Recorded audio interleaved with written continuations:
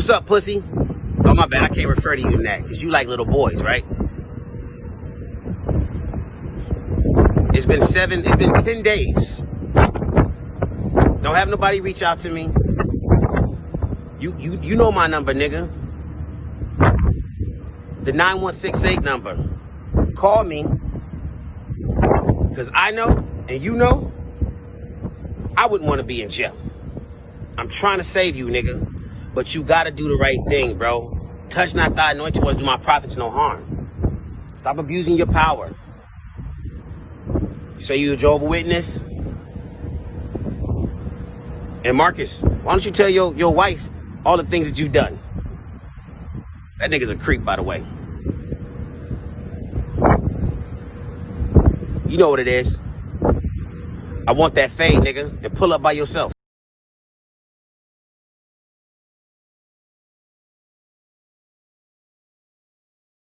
No, Chris, no. Raz B looking boy. Yo, all jokes aside, man, let me stop. I've gotten more mature over the years, man. That was Raz B, of course, back in the day, the B2K days, the boy band groups. They don't even do those anymore. But that was back during that era. And Raz B is calling out Chris Stokes, former B2K immature manager, creepy fat looking dude. They did that horrible house party movie a couple years ago. I think it was House Party 4 or whatever. Whatever. But Chris Stokes allegedly molested these dudes when they were younger. And Raz B has been after him. He's been on his ass for like 10 years now, as far as I can remember. Like, the earliest I could think about him talking about this was like on World Star, long time ago. So if it's a lie, it's a consistent lie because he's been doing it for 10 plus years. I think he's telling the truth. But he wants, and that's the thing, he wants Chris Stokes to do this polygraph test. And Chris Stokes said that he would do it, I think on Instagram a couple weeks back, but still no answer. So, you know, the polygraph, all you know, the girls that watch Maury and shit every week, you know better than anybody. But, you know, the lie detector test, was it like 95% accurate or whatever? And he's like, yeah, I'll take it, I'll do it, but he ain't do it yet. You know what I mean? And people want to know the truth. I don't think Raz B's out for money. He's out for blood. I think, because I don't know Chris Stokes' money situation. I think the dude really just has been violated. He's a man scorned, well, who was a young boy scorned, and he just wants justice. He just wants the truth to come out, I guess.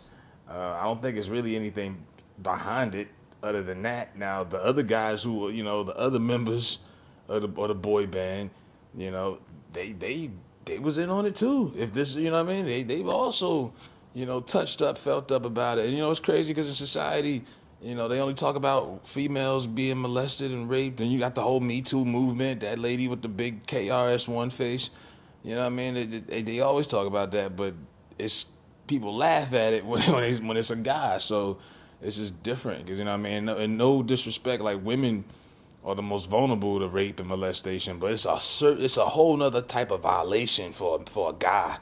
You know what I mean? To be violated like that. That's just it's a whole nother. This is different, man. It's like some buck breaking type shit, and you know what I mean, you could tell this dude is went through some shit. You can see it in his eyes, man. You can see it in his face. He's scoring. I don't think this dude is lying. The rest of them, they on silent lunch. You know what I mean? They not gonna talk about it because they embarrassed about it too. You know what I mean? Pictures is out there. It don't look good. You know what I mean? It's not a good look. And Chris Stokes is one of those, when you hear about how creepy the music business is and all these pedophiles and, you know, Harvey Weinstein and some of these other people in the movie industry, you know, who've been caught the last few years, but music business got just as many creeps in it also. And Chris Stokes he looks creepy. You know what I mean? There's nothing. Those pictures that they had out there, man, it was like, how isn't this dude in jail by now? You know what I mean? These were teenagers.